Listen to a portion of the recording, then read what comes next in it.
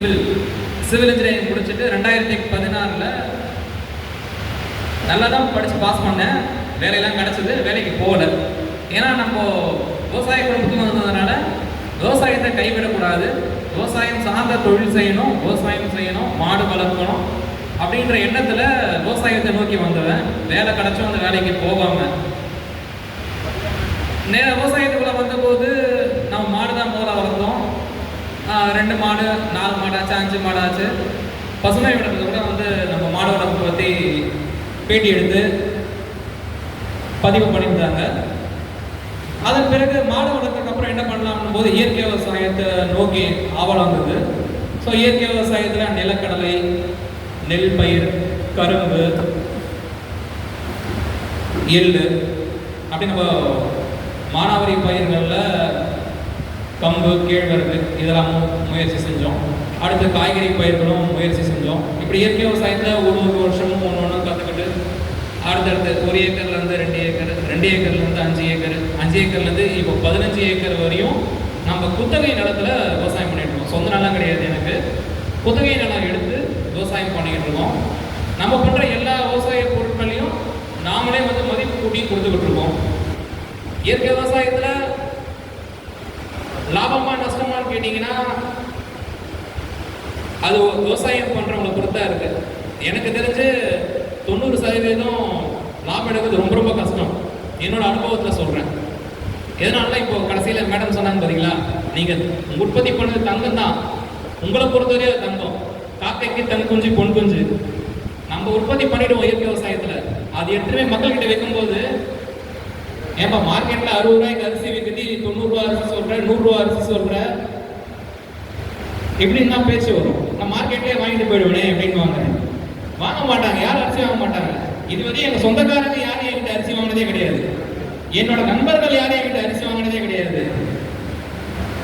அப்படி இருக்கும்போது நம்ம யாரும் ஆரம்பிக்கல. சொந்தக்காரங்க வாங்க மாட்டாங்க எனக்கு தெரியும். ஒருத்தர் கூட என்கிட்ட வாங்கினதே கிடையாது. நண்பர்கள் அவ்வளோ க்ளோஸ் ஃப்ரெண்ட்ஸ் இருக்காங்க. 1 கிலோ அரிசி கூட இதுவரை வாங்கினது கிடையாது. நாட்டு சக்கரை தயாரிக்கும், 1 கிலோ கூட யாரும் வாங்கினது கிடையாது. உண்மை என்னன்னா, நம்ம தங்கம் தான் உற்பத்தி பண்றோம், ஆனா அது மதிப்பு கிடையாது. இது நான் தெரிஞ்சுக்கிறதுக்கு 8 வருஷம் ஆகி போச்சு. ஆனாலும் நான் விடலை. இயற்கை விவசாயத்துல இன்னும் போராடிக்கிட்டு இருக்கேன். எதனாலனா, ஏதோ ஒரு கட்டத்துல நம்மளுக்கு வெளிச்சம் வரும். அந்த வெளிச்சம் வர வரையும் நம்ம வெயிட் பண்ணணும். கண்டிப்பா வரும் ஒரு நாள். எல்லாருமே புரிஞ்சுப்பாங்க, அப்ப எல்லாருமே வாங்குவாங்க. இப்பயும் என்கிட்ட வாங்கிட்டு தான் இருக்காங்க. நான் 8 வருஷத்துக்கு முன்னாடி நான் ஆரம்பிக்கும் போது எனக்கு ஒரு 20 கஸ்டமர் இருந்தாங்க. இன்னைக்கு தமிழ்நாடு முழுவதும் எனக்கு 7000 கஸ்டமர் இருக்காங்க. இந்த 8 வருஷத்துல 7000 கஸ்டமர் நான் உருவாக்கியிருக்கேன். தொடர்ச்சியா என்கிட்ட தான் வாங்குவாங்க, வேற யாரையும் பொருள் வாங்க மாட்டாங்க. இந்த 7000 பேருமே இப்போ வாங்கினாங்கன்னா 6 மாசம் கழிச்சு கூட என்கிட்ட தான் அந்த பொருள் வாங்குவாங்க. அது மாதிரி பார்த்தீங்கன்னா, நம்ம அரிசி இதெல்லாம் பண்ணும்போது மரச்செக்குல ஒரு எண்ணம் வந்தது. எதனால மரச்செக்கு பத்தி யோசனைனா, விவசாயம்ன்றது எப்பயுமே நிலையா இல்லை. எதனால நிலையா? பட்டம் ஒரு பெரிய பிரச்சனையா இருந்தது. அதுவும் இயற்கை விவசாயத்துல என்ன தலைவலினா, ஒரு வருஷத்துக்கு நெல் ஒரு முறை தான் நீங்க போட முடியும். அடுத்த முறை போட்டா மகசூல் வராது. கடலை ஒரு முறை தான் நீங்க போட முடியும். அடுத்த முறை போட்டா மகசூல் வராது. அப்போ மாற்று பயிர் அடுத்தது, இப்போ நெல் போடுறோம், அடுத்து கடலை போடுவோம், அதுக்கப்புறம் எள்ளு போடுவோம், திரும்பி நெல் வரும். அப்போ ஒரு வருஷத்துக்கு 3 விதமான பயிர் செய்யற போச்சு. ஒரே பயிரை 3 நாளை செய்யல. இப்போ மற்ற விவசாயிகள் என்ன பண்றாங்க, 3 முறை நெல் போட்டுறாங்க. 3 முறை நிலையான வருமானம். ஆனா இயற்கை விவசாயத்துல நிலையான வருமானன்றதே இல்லை. ஏன்னா நெல் போட்டா அந்த நெல் 3 மாசம் உரக்கடையில் வைக்கணும், அதுக்கப்புறம் தான் அந்த அரிசியா மாற்றணும், அந்த அரிசியை விற்கணும், அதுக்கு ஒரு 3 மாசம் ஆகும். அப்போ ஒரு வருஷம் ஆயிடுது. நம்ம ஒரு 50,000 ரூபாய் முதலீடு போடுறோம்னா அந்த 50,000 திரும்பி எடுத்து எவ்வளோ நாளாவது?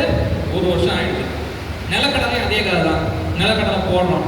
அப்போ நிலக்கடலை போட்டு அது எண்ணெயாக மாற்றி, இல்லை ஏதாவது மதிப்பு கூட்டி பருப்பியாக மாற்றலாம், இல்லை மசாலா பொடி தயாரிக்கலாம், நிலக்கடலை பொடி தயாரிக்கலாம், எள்ளில் பொடி தயாரிக்கலாம், எள்ளு உருண்டை செய்யலாம். இப்படி மதிப்பு கூட்டி பொருள் விற்கிறனாலும் அதுக்கு ஒரு 6-7 மாதம் ஆகிடுது. அப்போ எந்த விவசாயம் இயற்கை விவசாயத்தை செஞ்சாலும் நம்மளுக்கு காசு கைக்கு வரதுக்கு 6 மாதத்துலேருந்து 1 வருஷம் ஆகுது. போட்ட காசு வரதுக்கே. அதுக்கப்புறம் தான் நம்ம லாப கணக்கே எடுக்க முடியும். அது எவ்வளோ செலவாச்சு, செலவெல்லாம் போக மிச்சம் லாபம் வந்துச்சான்னு பார்க்கறதுக்கு 6 மாதத்துலேருந்து 1 வருஷம் ஆகுது. அப்போ இது எப்படி நம்ம லாபம்னு சொல்ல முடியும்? நமக்கு டெய்லி காசு வேணும்ல, பொழப்பு காசு வேணும்ல. அப்போ என்ன பொழப்பு செய்யலாம் நான் யோசிக்கும் போது மரச்செக்கு செய்யலாம். மரச்செக்கு எண்ணெய் வந்து எப்பயுமே வாங்கிட்டே இருப்பாங்க. ஃபாஸ்ட் மூவிங் கன்சியூமர் குட்ஸ்னு சொல்லுவாங்க. அதாவது மக்களுக்கு வந்து எப்பயுமே வந்து அது தேவை இருந்துகிட்டே இருக்கும். எப்பயுமே எந்த ஒரு நாள்லையுமே அந்த குட்ஸ்லாம் வந்து நஷ்டமாகாது. இப்போ எக்ஸாம்பிள் கூல்ட்ரிங்க்ஸாக இருக்கட்டும், எண்ணெய், அப்புறம் அரிசி, பருப்பு, இதெல்லாம் எந்த ஒரு காலத்துலையுமே நஷ்டமாகாத ஒரு தொழில். அப்போ நம்ம வந்து எண்ணெய் தொழில் எடுக்கலாம், மரச்செக்கு எண்ணெய் தொழில் எடுக்கலாம். எதனால மரச்செக்கு எண்ணெய் தொழில் தேர்ந்தெடுத்தோம்னா, நம்ம பகுதி இப்போ மேடம் சொன்னாங்களே 7 மண்டலங்கள்லாம் பிரிக்கிறாங்க. அந்த 7 மண்டலத்தில் ஒரு மண்டலம் தான் விழுப்புரம் மாவட்டம்.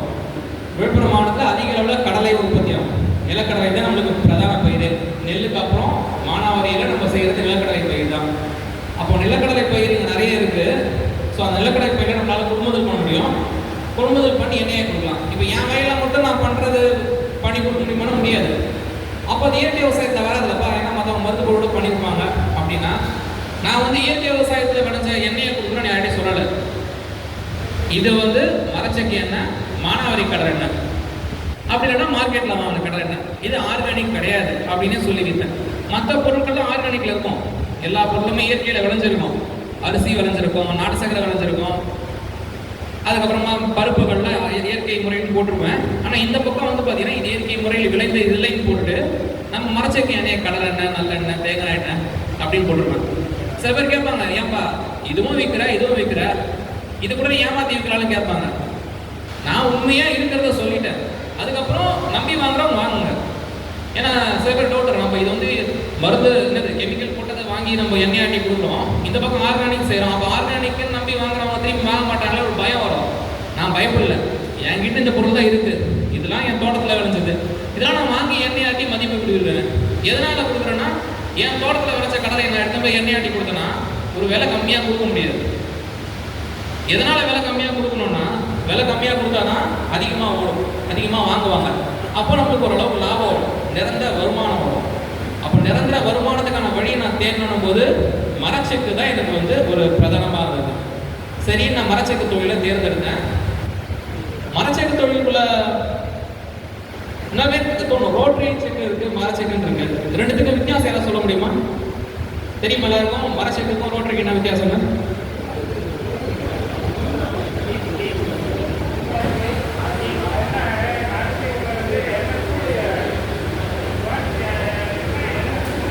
அதுதான். இப்போ மரச்செக்கில் வந்து எண்ணெய் வந்து சூடு ஏறாது. ரோட்டரி செக்கில் வந்து எண்ணெய் சூடு ஏறும். எண்ணெய் சூடு ஏறுன்னு என்ன பாருங்க, எண்ணெய் அதிகமாக அவுட் ஆனதில்ல. மரச்செக்கில் போட்டால் 30 கிலோ தான் வருது, ரோட்டரியில் போட்டால் 35 கிலோ வருதுல்ல, 5 கிலோ சேர்ந்து வருதுல்ல அப்படின்னு நினைக்கலாம். ஆனால் ரோட்டரியில் என்ன பிரச்சனைனா, எண்ணெய் சூடு வரும்போது நீங்கள் கை வச்சிங்கன்னா தொடவே முடியாது. இதுவே மரச்செக்கிலேருந்து வர எண்ணெயை நீங்கள் தொடலாம். நம்ம கையில் தான் தரோம் மரச்செக்கில். அப்போ மரச்செக்கிலேருந்து வர்றது ரொம்ப கம்மியான சூடு, கிட்டத்தட்ட பார்த்தீங்கன்னா ஒரு 10 டிகிரிலேருந்து 20 டிகிரிக்குள்ளே தான் இருக்கும். ஆனால் இதுவே ரோட்டரிலேருந்து வர்றது கிட்டத்தட்ட 80 டிகிரிக்கு மேலே இருக்கும். அதாவது கொதிநிலை. நம்ம சொல்லுவோம்ல, ஒரு தாட்டி அந்த ஹீட் பண்ண ஆயிலை திரும்பி யூஸ் பண்ணக்கூடாதுன்ட்டு, அந்த மாதிரி தான். அது ஆல்ரெடி ஹீட் ஆகி வர ஆயில், அதில் வந்து சத்துக்கள் வந்து குறைஞ்சிரும். நம்ம ஒரு பொருளை வெப்பம் பண்ணும்போது ஆட்டோமேட்டிக்காக அதில் இருக்கிற கெமிக்கல் காம்பவுண்ட்ஸும் மாறும். அப்போ அதில் இருக்கிற அந்த கெமிக்கல் ப்ராப்பர்ட்டிஸ்லாம் சேஞ்ச் ஆகிட்டு அது கொதிநிலை அடைஞ்சது கூட சேஞ்ச் ஆகிடும். அப்போ அதில் இருக்கிற சத்துக்கள் நிறைவாக நம்மளுக்கு கிடைக்காது. அப்போது மரச்செக்கு எண்ணெயில் எடுக்கிற எண்ணெயில் தான் சத்துக்கள் நிறைய இருக்குது, இது நம்மளுக்கு தெரிஞ்சாச்சு. அப்போ வந்து மரச்செக்கு தொழிலை நம்ம செய்யணும்னு முடிவு பண்ணியாச்சு. ஸோ மரச்செக்கு தான் நல்லது, நம்ம நல்ல பொருளை மக்களுக்கு கொடுக்குறோம் அப்படின்னு போகும்போது அதில் இன்னொரு இக்கு வச்சாங்க. என்னடா இக்கு வச்சாங்கன்னா, நாட்டுக்கடலை தான் ஓட்டணும் அப்படின்னு சொல்லிட்டாங்க. நானும் நாட்டுக்கடலை வாங்கி ஓட்டி பார்க்குறேன், எனக்கு ஈல்டே வரல. 28 கிலோ தான் வருது. மானாவாரியில் நாட்டுக்கடலை வாங்கி ஓட்டினா 28 கிலோ தான் வருது. இது நம்ம என்ன கணக்கு பண்ணி பார்த்தா 250 ரூபா வருது, 240 ரூபா வருது. இந்த வேலைக்கு நான் எண்ணெயை விற்று பார்த்தா எண்ணெய் ஓடவே இல்லை. ஒரு மாதத்துக்கு ஒரு 500 லிட்டருக்கு மேலே விற்கவே முடியல. என்னப்பா இது, நாட்டுக்கடலை விற்றா ஓட மாட்டேங்குது. அப்போ ஹைப்ரிடுக்கும் நாட்டுக்கடலைக்கு என்னையா வித்தியாசம், நாட்டுக்கடலை என்ன முதல்ல அப்படிலாம் கொஞ்சம் தேடி படிக்க ஆரம்பிச்சேன். அப்படின்னா கடலையே நம்ம நாட்டுதே இல்லையா, நம்ம நாட்டிலேயே உருவாகாத ஒன்று நம்ம நாட்டுக்கடலைன்னு சொல்லிட்டு இருக்கோம். இப்போ மாம்பழம் இருக்கு, மாம்பழத்தோட பூர்வீகம் இந்தியா இல்லையா? புளி இருக்கு, புளியோட பூர்வீகம் இந்தியா. வேப்ப மரம் இருக்கு, வேப்ப மரத்தோட பூர்வீகம் இந்தியா. ஆனால் நிலக்கடலையோட பூர்வீகம் தெரியுமா? தெரியாது. நிலக்கடலையோட பூர்வீகம் என்னன்னா சவுத் அமெரிக்கா. சவுத் அமெரிக்கா கண்டத்திலிருந்து நம்ம வெள்ளைக்காரன் ஸ்பெயின்காரன் கூட்டு வந்து நம்ம ஊரில் விட்டான். அப்போ நிலக்கடலை நம்ம ஊருக்கு வந்து 300 வருஷம் தான் ஆகுது. அப்போ 300 வருஷமா இருக்கிற பயிரை நம்ம எப்படி நாட்டு கடலை சொல்ல முடியும்? அது வெளிநாட்டு கடலை. அப்போ எப்படி நாட்டு கடலை யாரும் சொல்லக்கூடாது, சரிங்களா? அது எல்லாமே வெளிநாட்டு கடலை. அதுக்கப்புறம் யோசிச்சேன், இது எல்லாமே ஹைபிரிட் இல்லாமல் தான் இருக்காங்கன்னா நம்ம கிட்ட இருக்க இப்போ குழந்தைல இருக்க எல்லாமே வந்து பார்த்தீங்கன்னா ஒன்று ஹைபிரிட் சீட்ஸு, இல்லாட்டி செலக்டட் வெரைட்டி. வேற ஏதாவது நாட்டிலேருந்தோ வேற ஏதாவது ஊர்லேருந்தோ செலக்ட் பண்ணி அந்த வெரைட்டியை உருவாக்கி இருப்பாங்க. இப்போ டிஎம்பி 7 இருக்கும். இப்போ நம்ம நாட்டு கடலை பயன்படுத்துறது வந்து டிஎம்பி 7 தான். கரெக்டு தானே? டிஎம்பி 7 தான் நம்ம இப்போ நாட்டு கடலைன்னு சொல்லி பயன்படுத்திட்டு இருக்கோம். குத்துக்கடலை மேடம் சொன்னாங்களே, அந்த குத்துக்கடலை வந்து டிஎம்பி 7 யூஸ் பண்ணுறோம். அது மாதிரி நிறைய கடலை வந்து நாட்டு கடலை பயன்படுத்திட்டு இருக்கோம். அப்போ இந்த நாட்டு கடலை நம்ம நாட்டு கடலை என்ன பிரச்சனைனா எண்ணெய் வந்து 28 கிலோ தான் மாசத்துக்கு அவுட்டுன்னு வருது. 28 கிலோலேருந்து 30 கிலோ தான் வருது. இந்த எண்ணெயை வச்சுக்கிட்டு நம்ம குறைவான விலையை கொடுக்கறதுக்கு சாத்தியமே இல்லை. அப்போ வேற என்ன கடலை ரகங்கள் தேர்ந்தெடுக்கலாம்னா மேடம் நிறைய வெரைட்டி சொன்னாங்க. நார்த் இந்தியா வெரைட்டியில் கிருநார்னு ஒரு வெரைட்டி இருக்கு, G7 வெரைட்டி இருக்கு.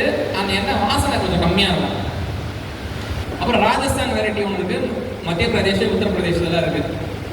அது மாதிரி தெலுங்கானா வெரைட்டி இருக்கு. இதெல்லாம் பார்த்தீங்கன்னா அந்தந்த சீசனுக்கு விலை கம்மியாக இருக்கும். நம்ம ஊரில் 7000 விற்கிறாங்கன்னா அந்த ஊரில் பார்த்தீங்கன்னா 6000 தான் இருக்கும்.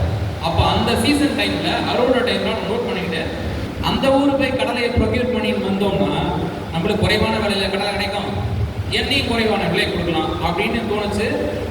அதனால எந்த ஊரில் கம்மியாக இருக்கோ அந்த ஊரில் போய் கடலையை ப்ரொக்யூர் பண்ண ஆரம்பித்தோம்.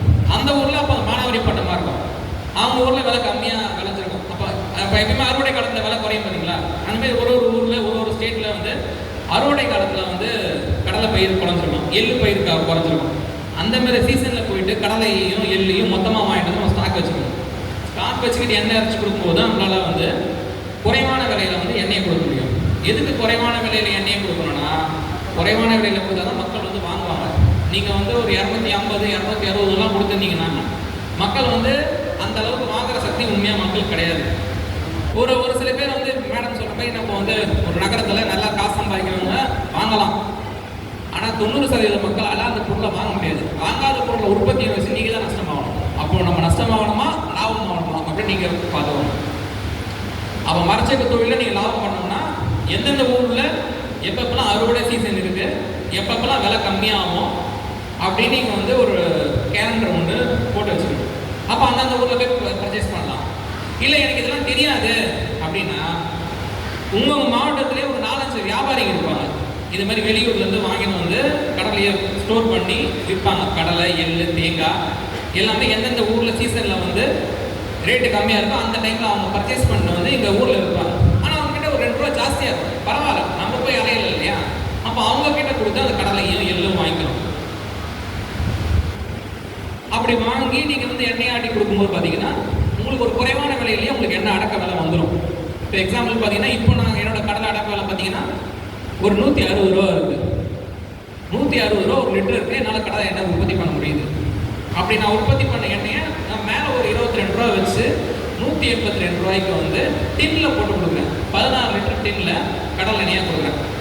இப்போ எனக்கு இதன் மூலயமா ஒரு மூட்டைக்கு வந்து பார்த்தீங்கன்னா ஒரு 600 ரூபா 700 ரூபா கிடைக்கும். நான் ஒரு நாளைக்கு 4 மூட்டை ஓட்டுவேன் அப்படின்னா நான் லாபத்தை கணக்கு பண்ணிக்குவாங்க. ஒரு மாதத்துக்கு 20 நாள் செக் ஓடும், மிச்சம் 10 நாள் லீவ் ஆகிடும். 20 நாள் செக் எனக்கு ஒரு மாதத்துக்கு வந்து ஒரு 60,000 ரூபாயிலிருந்து ₹1 லட்சம் ரூபா வரையும் ஒரு குறிப்பிட்ட லாபம் எடுக்கிறதுக்கான வாய்ப்புகள் இதில் இருக்குது. அப்போ இது வந்து ஒரு நிரந்தர தொழிலாயிடுச்சு. ஆனால் இந்த 7,000 இருக்கிறது ஒரு மாதம் 60,000 வரும், ஒரு மாதம் 50,000 வரும், ஒரு மாதம் 1 லட்சம் வரும், ஒரு மாதம் 80,000 வரும், 90,000 வரும். இதுலேயே ஏற்ற இறக்கங்கள் இருக்குன்னா இப்போ நான் கிராமத்துலேருந்து கொடுக்குறேன். கிராமத்துலேருந்து நான் கொடுக்கும்போது பார்த்தீங்கன்னா எல்லா டைமும் பார்சல் அனுப்ப முடியாது. ஃபங்க்ஷன் அந்த தீபாவளி, பொங்கல் இந்த மாதிரி பண்டிகை நாட்கள்லாம் பார்சல்லாம் க்ளோஸ் பண்ணுறோம், அனுப்ப மாட்டோம். ஸோ அந்த டைமில் பார்சல் அனுப்புறதுனால அந்த டைம் சேல்ஸ் கம்மியாகிடும் மாதம் வந்து. நகரத்தில் இருக்கிறவங்க வந்து எல்லா டைமும் நீங்கள் எண்ணெய் கொடுக்கலாம். அப்போ எண்ணெய் தயாரித்து நீங்கள் எல்லா மாதமும் கொடுக்கும்போது நீங்கள் ஒரு நல்ல லாபகரமான ஒரு தொழிலாக